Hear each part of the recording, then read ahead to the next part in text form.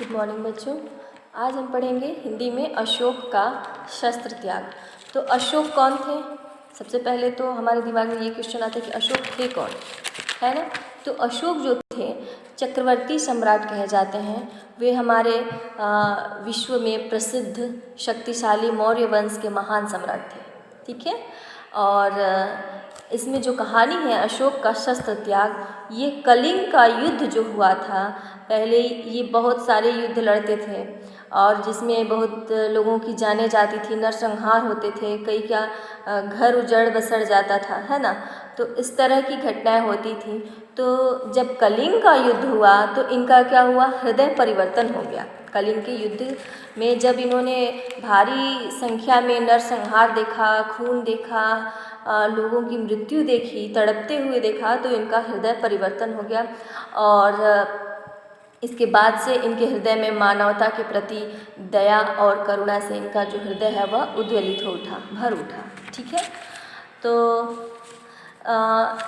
ये कैसे हुआ, ये बौद्ध धर्म, फिर ये बौद्ध धर्म को अपना लिए और बौद्ध धर्म स्वीकारने के बाद उन्होंने बौद्ध धर्म को अपने जीवन में पूर्ण रूप से उतारने का प्रयास किया। इसके लिए वे अपने पुत्र और पुत्री संघमित्रा और महेंद्र को कई देश में भेजा बौद्ध धर्म के प्रचार प्रसार के लिए।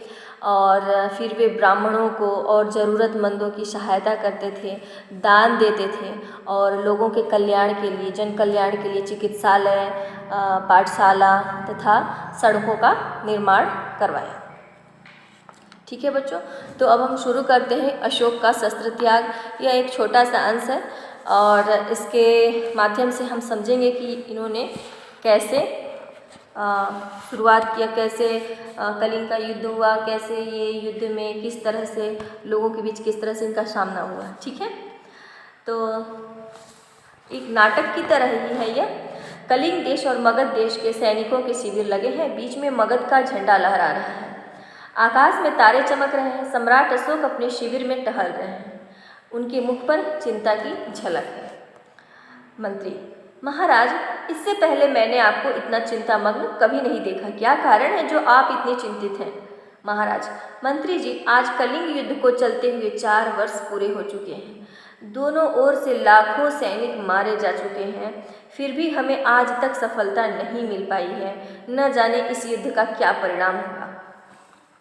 महाराज, चिंता न करें, जीत हमारी ही होगी। मंत्री कहता है। गुप्तचर: महाराज की जय हो। महाराज, क्या समाचार लाए हो? गुप्तचर: महाराज, कलिंग दुर्ग के फाटक आज भी बंद हैं। महाराज क्रोधित स्वर में: बंद हैं? तो अब खुल जाएंगे, जाओ, जाकर सेनापति को बुला कर लाओ। गुप्तचर का प्रस्थान हुआ, कुछ क्षण बाद सेनापति का प्रवेश होता है। सेनापति: महाराज की जय हो। महाराज, सेनापति जी, सुबह युद्ध के लिए सेना को तैयार कीजिए, कल से सेना का संचालन मैं स्वयं करूंगा। दूसरा दृश्य, प्रातःकाल का समय, सम्राट अशोक घोड़े पर सवार हैं, सामने कलिंग दुर्ग है, वह सेना को संबोधित कर रहे हैं। महाराज: वीर सैनिकों, आज पूरे 4 वर्ष हो चुके हैं, परंतु हम कलिंग को जीत नहीं पाए हैं। मैं अपनी मातृभूमि की शपथ लेकर कहता हूँ कि आज या तो कलिंग दुर्ग पर अधिकार कर लूँगा या हमेशा के लिए मौत की नींद सो जाऊँगा। तभी दुर्ग का फाटक खुलता है। कलिंग के राजा की कन्या पद्मा स्त्रियों की सेना को संबोधित कर रही है। पद्मा: बहनों, इस समय तुम एक वीर सैनिक हो। जिस सेना ने तुम्हारे पिता, पुत्र, भाई तथा पति को मारा है, आज वह सेना तुम्हारे सामने खड़ी है। तुम्हें इससे लोहा लेना है, बदला लेना है। सैनिक: राजकुमारी पद्मा की जय हो।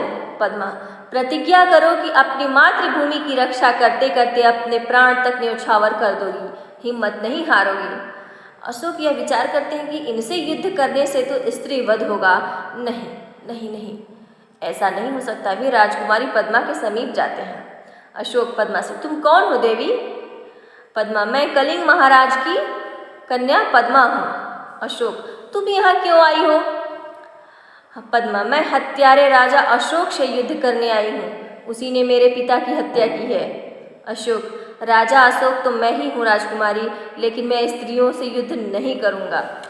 पद्मा: परंतु मैं तो युद्ध करने आई हूँ, आज इस युद्ध का अंत होकर ही रहेगा। यदि आप युद्ध नहीं करेंगे तो हम समझेंगे कि आप कायर हैं। अशोक, ऐसा नहीं है राजकुमारी, तुम्हारी स्त्री सेना की देशभक्ति को देखकर मेरी अंतरात्मा पसीज गई है। मैं अब युद्ध नहीं कर सकता अपनी सेना से। सैनिकों, अपनी अपनी तलवारें फेंक दो। आज के बाद सम्राट अशोक किसी पर भी आक्रमण करने का आदेश नहीं देगा। तभी सैनिक अपनी अपनी तलवारें फेंक देते हैं तथा सिर झुकाकर खड़े हो जाते हैं। सम्राट अशोक भी अपनी तलवार फेंक देते हैं। पद्मा, जाइए महाराज, स्त्रियां भी निहत्थों पर वार नहीं करती। अब अपनी प्रतिज्ञा की रक्षा करना आपका कर्तव्य है। उस कर्तव्य का पालन कीजिए। स्त्री सेना वापस दुर्ग में चली जाती है। कलिंग के फाटक फिर से बंद हो जाते हैं। तीसरा दृश्य है, अशोक पीला वस्त्र धारण किए हुए एक बौद्ध भिक्षु के सामने बैठकर दीक्षा ले रहे हैं, है ना। अभी मैंने बताया ना कि वो कलिंग युद्ध के पश्चात बौद्ध धर्म को धारण करते हैं, बौद्ध धर्म स्वीकार कर लेते हैं। भिक्षु कहता है, कहो, मैं प्रतिज्ञा करता हूँ कि अशोक कहता है, मैं प्रतिज्ञा करता हूँ कि भिक्षु, जब तक मेरे शरीर में प्राण रहेंगे। अशोक, जब तक मेरे शरीर में प्राण रहेंगे। भिक्षु, अहिंसा ही मेरा धर्म होगा। भिक्षु, अशोक, अहिंसा ही मेरा धर्म होगा, मतलब किसी को किसी तरह का कष्ट नहीं पहुंचाना, किसी का हत्या नहीं करना, है ना। भिक्षु, मैं सब मनुष्यों से प्यार करूंगा तथा सब जीवों पर कल्याण करूंगा। फिर अशोक भी कहते हैं, मैं सब मनुष्यों से प्यार करूंगा तथा सब जीवों का कल्याण करूंगा, करुणा करूंगा सभी जीवों पर। भिक्षु बोलता है, बोलो, बुद्धम शरणम गच्छामि। अशोक भी बोलता है, बुद्धम शरणम गच्छामि। भिक्षु, धम्मम शरणम गच्छामि। अशोक भी कहता है, धम्मम शरणम गच्छामि, है ना। भिक्षु कहता है, संघम शरणम गच्छामि। अशोक कहता है, संघम शरणम गच्छामि। पर्दा गिरता है। तो बच्चों, इस नाटक से हमें क्या शिक्षा मिलती है और क्या हमें पता चलता है इस नाटक से कि कलिंग युद्ध के बाद अशोक का हृदय परिवर्तन हो गया और वह अहिंसा का पुजारी बन गया। आप भी जीवन में अहिंसा का मार्ग अपनाने की चेष्टा करें, है ना।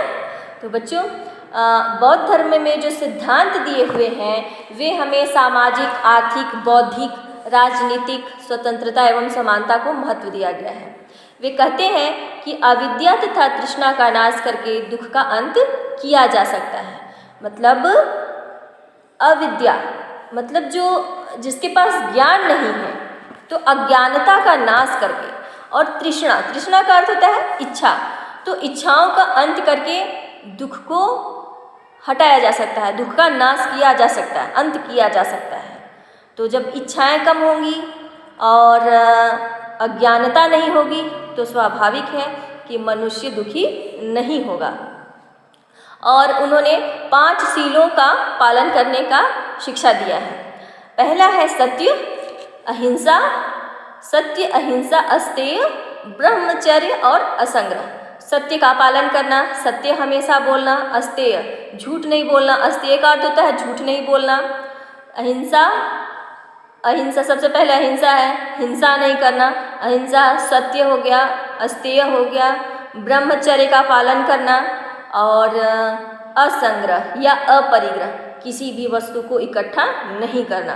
कुछ लोग ये कहते हैं कि हमें ये सामान रखना है, हमारे फ्यूचर में हमारे बच्चों को काम देगा या हमारे मरते समय काम देगा। ऐसा नहीं करना, कल का चिंता नहीं करना, कर्म करते रहना, फल की चिंता नहीं करना, और किसी भी वस्तु या पैसे का संग्रह नहीं करना। तो महात्मा बुद्ध जो थे उन्हें क्या कहा जाता है? द लाइट ऑफ एशिया ना, एशिया का प्रकाश पुंज कहा जाता है महात्मा बुद्ध को, जो बौद्ध धर्म के संस्थापक थे। तो उन्होंने ही यह शिक्षा दी है। त्रिपिटक उनका मूल ग्रंथ है जिसमें शिक्षाएं दी गई हैं बौद्ध धर्म की। ठीक है बच्चों, तो आशा करती हूँ आप सबको अच्छा लगा होगा और आप कुछ सीखे होंगे, है ना। तो सत्य बोलना, लोगों की मदद करना, हिंसा नहीं करना, अहिंसा का पालन करना। ठीक है, थैंक यू।